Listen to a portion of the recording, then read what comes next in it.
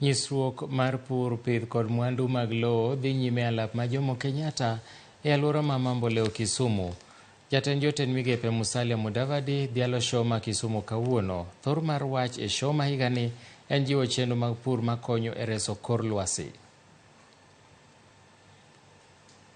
Watudore achiel kachiel gi Millicent Adhiambo kantiere dala mar Kisumu. Millicent, e yor simo inyalo nyisowa ni to chal nade chenro no dhi nyime e yo machalo nade gi e thuolo ni?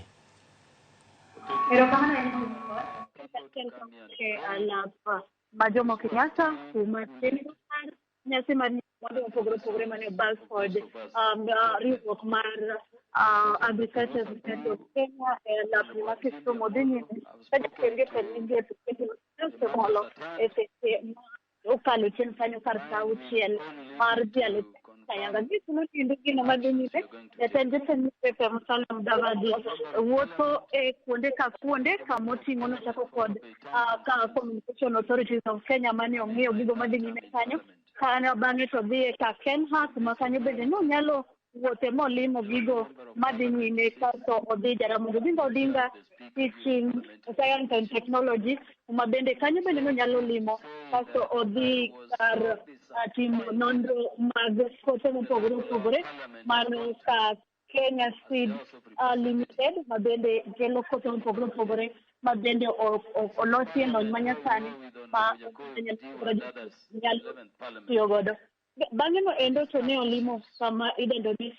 agriculture ukulima ya wote ma bende onyalo ng'iyo ni to gin kendo mage matimo kanyo mondo mi oganda onyal chopo oti godo kaka yondo mar bero weche pur kod weche mopogore opogore. Bang'e no endi jatend migao nonyalo chopo kama itimo nonro mag gigo ma ipidho kata jamni mondo ne ni to ang'o minyalo tim ahinya to e gino masewinjo value addition kata medo mondo weche kod pith onyal dhi malo. Gisani jatend migao jatend migepe Musalia Mudavadi odonjo e kama bende itime thor wach ma kawuono bende ne en nyasi ma kawuono ma bende jokisungu dendo ni promoting climate smart agriculture and trade initiative for sustainable economic growth. Mano bende thor wach ma gin go kawuono ma bende gidwona midhiero bende ikelo kod lokruok mag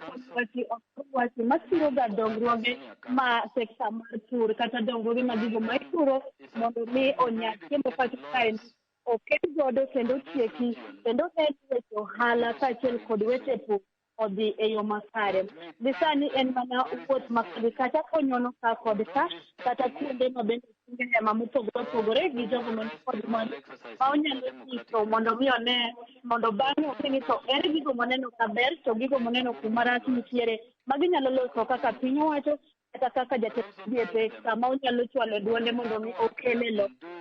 Wadwa kaendi kendo wan kode kanyakla tang'o seche ma mbele kanyo ang' yud thuolo mar chwak kod jofwambo kaachiel kod jokanyo kata mwandu manochopo kaendi manyiso mwandugi mondo nyiswa ni to bang' to kando luorore e stol ka stol mar neno gigo madhi nyime gin wach mag gichwalo nyime neno ni oket dongruok mopogore opogore e bero sekta mag weche